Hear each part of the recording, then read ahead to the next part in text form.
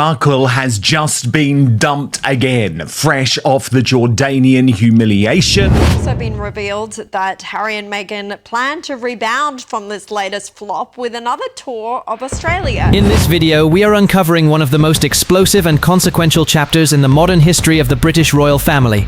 A story that unfolded at breathtaking speed over the course of a single Friday, leaving the Sussex brand in absolute ruins and Prince William standing taller than ever as the undisputed guardian of the crown.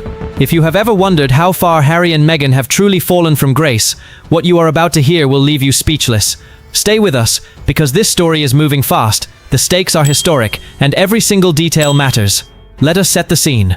It is Friday, March 13th, 2026, and the British monarchy is facing what many royal observers are already calling its most defining moment of the modern era. At the center of this storm is Meghan Markle's appearance at an event being called the Besties Retreat, held in Australia, a luxury wellness gathering where attendees are being charged as much as $3,200 Australian dollars for the privilege of sitting near the Duchess of Sussex or snapping a group photograph with her. The moment this news broke, the reaction from the Australian public was not just negative, it was volcanic. Within hours, a formal petition on change.org document, signed by furious Australian citizens, surged past the landmark of 100,000 signatures. The message embedded in every single one of those signatures was unmistakable and unambiguous. Not 1 cent of public money should be directed toward the private commercial interests of Harry, Meghan. The people had spoken, and they had spoken with force. Now, before we go any further, let us be honest about what this retreat actually represents, because the framing here matters enormously. Critics from across the political and cultural spectrum are drawing a direct and deeply damaging comparison between Meghan Markle and Sarah Ferguson, the Duchess of York, whose cash for access scandals became one of the most embarrassing chapters in modern royal history. But here is the critical distinction that royal commentators are emphasizing today, and it is a distinction that makes Meghan's situation arguably far more troubling. Sarah Ferguson's financial missteps were chaotic, impulsive, and born from personal desperation. What is happening in Sydney, however, is being described as something far more calculated and deliberate. Meghan is not appearing at this retreat as an actress, as an entrepreneur, or as a private citizen. She is appearing as the Duchess of Sussex. She is selling access to a royal title, a title that was bestowed upon her by the British monarchy, an institution she has publicly and repeatedly criticized. That contradiction is not lost on anyone watching. Royal commentator Brittany from the Royal News Network has been among the most vocal voices articulating this disparity. She has pointed out that without the title Duchess of Sussex attached to Meghan's name, this event would struggle to sell a single ticket at that price point. The entire commercial appeal of the Besties Retreat is rooted in royal adjacency. It is not Meghan the wellness guru, or Meghan the author, or Meghan the actress drawing those crowds. It is Meghan the Duchess, and that title belongs not to her personally, but to an institution that carries centuries of public trust, national identity, and constitutional significance. The fact that she is monetizing it while simultaneously positioning herself as a victim of that very institution has struck observers as the height of audacity. And then came Prince William. By the early hours of that same Friday morning, reports began emerging that the Prince of Wales had seen enough. Sources close to William describe a man who had reached not just his limit of patience, but a point of absolute moral clarity. He reportedly spent the pre-dawn hours in urgent consultation with high-level legal advisors, and those who were present during those conversations describe his demeanor as calm, focused, and resolute. In a private exchange with senior aides at 5 in the morning, William was reportedly overheard making a statement that has since become the defining phrase of this entire crisis. He said, quietly and with total conviction, that the monarchy is a service, not a billboard for hire. That sentence alone tells you everything about where his head was and what he was prepared to do. What followed was not a press release or a carefully worded palace statement. What followed was a coordinated, multi-level strategic response that royal observers are already describing as one of the most decisive moves made by a future monarch in living memory. A formal diplomatic memo was dispatched to the Australian Home Affairs Department within hours. The directive was explicit. It stated clearly that the visit of the Mountbatten Windsors to Australia was strictly a private commercial venture. Those words, private commercial venture, carried enormous weight because they stripped Harry and Meghan of any claim to official royal status during their time in Australia. No government-funded motorcades, no high-level diplomatic welcomes, no state-funded security. The couple, who once arrived in Sydney in 2018 as the darlings of the Commonwealth, welcomed with open arms and genuine public adoration, were now being told in the clearest possible terms that they were coming as private individuals, not as representatives of the Crown. Think for a moment about the psychological weight of that shift. Australia was once their greatest triumph. The 2018 royal tour was a masterclass in soft power and public charm. They were warmly received, celebrated, and adored. And now, in 2026, they are returning to a country where 100,000 citizens have signed their names to a document calling them out as people exploiting royal titles for personal gain. The dream of a half-in, half-out royal life, the arrangement they famously sought and which was always doomed to collapse under its own contradictions, has not just faded, it has imploded. At 7:45 in the morning, William reportedly made direct contact with a senior representative of the New South Wales government. The conversation, reconstructed through palace sources, reveals a man speaking not with the hesitation of someone navigating a family dispute, but with the authority of someone who understands that the institution he is set to lead cannot afford ambiguity. He was clear. This is not a royal tour. This is a private commercial venture by two individuals who have explicitly rejected the responsibilities of this family. He reportedly emphasized that no state honors, no public funding, and no official recognition should be extended. The dignity of the crown, he made clear, is not for sale at a Sydney retreat. The impact of that phone call was immediate and devastating for the Sussex operation. Reports emerged that the organizing committee for the Besties retreat went into freefall shortly after. By midday Sydney time, two major corporate sponsors who had signed on specifically for the prestige of having a duchess present at the event had officially pulled their funding. They had been drawn in by the allure of royal association, and now that association had been publicly and legally revoked by the heir to the throne himself, the grifter label, which had begun as a whisper on social media and among critics, was now being amplified by institutional backing. Those sponsors were not just withdrawing money, they were making a public statement about whose side they stood on, and they were terrified of being connected to what the Petition had branded a cash grab at the expense of ordinary Australians.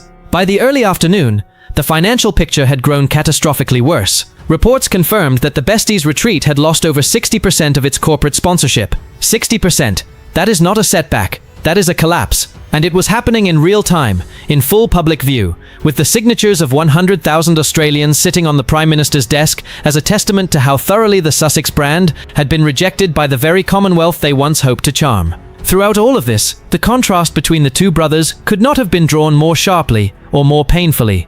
While Meghan was backstage at a luxury Sydney hotel preparing manifestation sessions and gala dinners priced at thousands of dollars per seat, Prince William was across the world in a Commonwealth briefing focused on the global cost of living crisis and housing initiatives.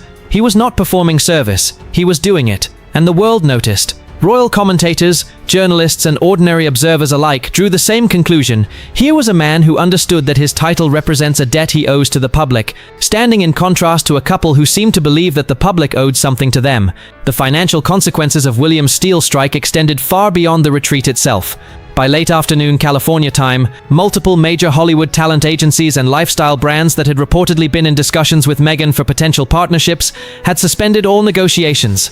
The grifter label, now backed by 100,000 signatures and given institutional weight by the palace's formal response, had become something far more dangerous than a social media insult. It had become a commercial liability. Brands do not attach themselves to controversy when the controversy is this clearly defined, this publicly documented, and this officially sanctioned at the highest levels of the British monarchy. The Sussex commercial empire, already badly bruised by the underperformance of their Netflix and Spotify projects, was now facing something it could not pivot or spin its way out of. At 10:15 in the morning, William reportedly sat with the King's senior counsel for what insiders describe as a consultation that had none of the tension of earlier years and all of the clarity of a man who had reached his final decision. His voice, those present said, was calm, but it carried the weight of steel. The future king's words, reconstructed through palace insiders, were as follows. "This is not about family.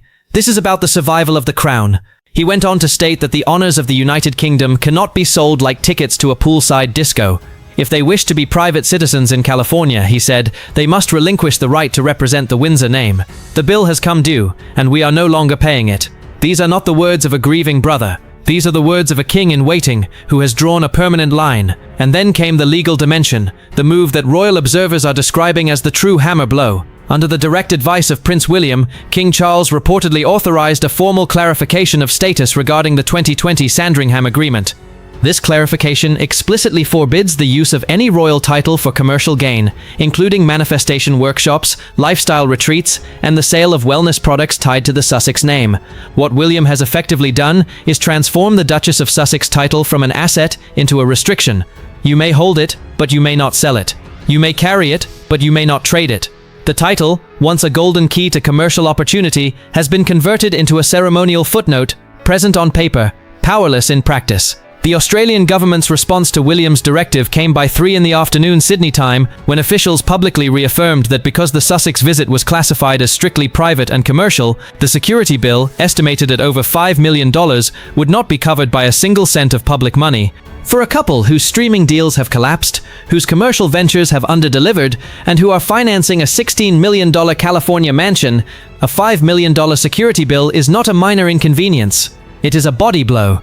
Prince William had called their bluff with surgical precision. If you want to play at being royals for profit, the bill for that performance comes with you. By the evening, royal commentator Brittany from the Royal News Network offered what many considered the most incisive summary of the day's events. She noted that Meghan Markle had a genuine opportunity to follow a different path, the path taken by royals like Princess Madeleine of Sweden or Marie Chantal of Greece, women who built legitimate businesses with real products and real value, independent of their titles.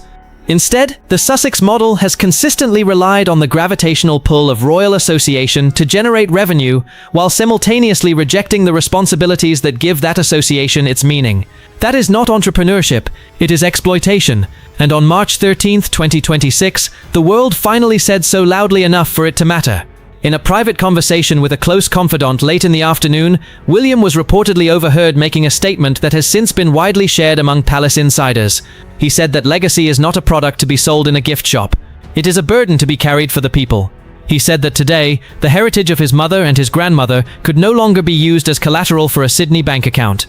That reference to his mother, to Princess Diana, whose own complicated relationship with the palace and with public life has been so frequently invoked by Harry and Meghan, was not accidental. It was pointed. It was a reclamation.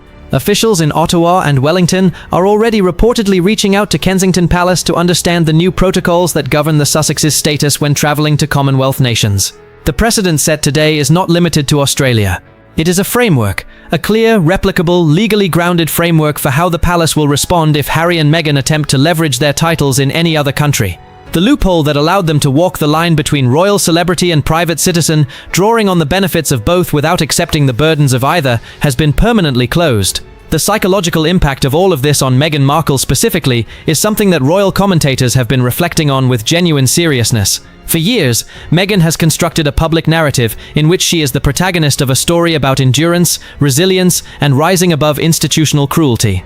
That narrative has been central to everything: the Oprah interview, the Netflix documentary, Harry's memoir, the podcast, every public appearance. She has positioned herself as someone who suffered, who was failed by the system, and who chose freedom over complicity. But on this Friday in March 2026, something shifted in the public consciousness. What Australia saw was not a suffering duchess. What they saw was a calculated antagonist who tried to monetize the institution she spent years publicly attacking. 100,000 citizens did not just sign a petition, they signed a collective rejection of that narrative. They looked at the $3,200 VIP packages and the manifestation sessions and said, simply and powerfully, "We see through you." As we close this chapter, the picture of the House of Windsor that emerges is not one of crisis or vulnerability. It is one of renewed clarity and disciplined purpose. Prince William has demonstrated something that future kings rarely get the opportunity to demonstrate before they wear the crown.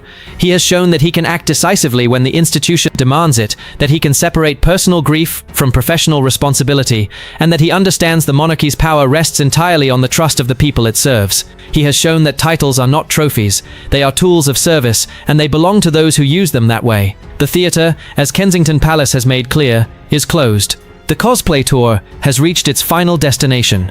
And for Harry and Meghan, the titles they clung to as a commercial lifeline have become heavy reminders of what they chose to walk away from and what they can no longer return to on their own terms.